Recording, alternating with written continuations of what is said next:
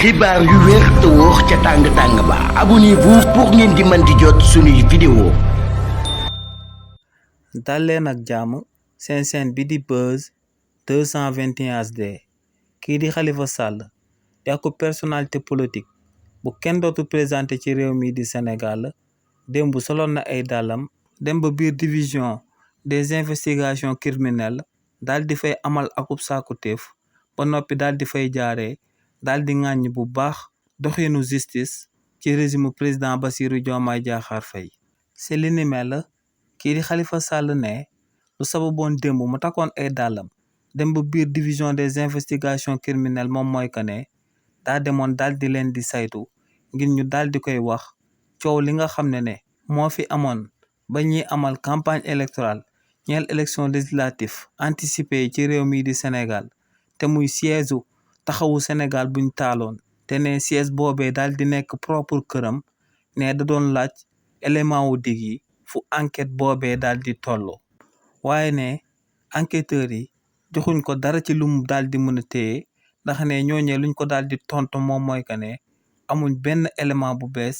si luñ taaloon siège taxawu Sénégal bi ci réew mi di Sénégal nee nag li ni mel day tekki que ne enquêteurs yi dig yi liggéey bu ñu waroon a amal jëmale ko si ñu daal di taal siège taxawu Sénégal bi amaluñ ko ndax ne moom ci wàllu boppam jëloon na ay vidéo d'enregistrement si nga xam ne dañoo daal di identifier ay nit yu ñëwoon daal di taal siège taxawu Sénégal bi waaye ne ba tey enquêteurs yi exploité wuñ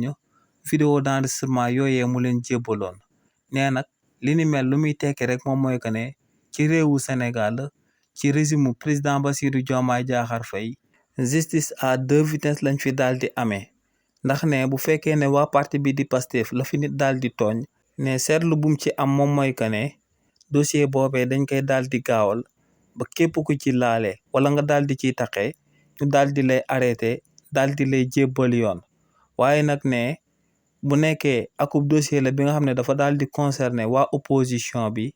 ne dossier boobee day daal di traîner di taxawaalu ci tural yi te ne luñ taaloon siège taxawu Sénégal bi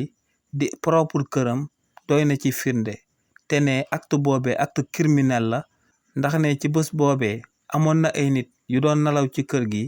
te ne ñooñe lu nekk mën na leen a dal te ne ba tey polisu réewu Sénégal ñoo ngi ñàkkal fulla mbir moomee. xibaar yu wér te wóor ca tàng-tàng ba abonnez-vous pour ngeen di mën di jot suñuy vidéo.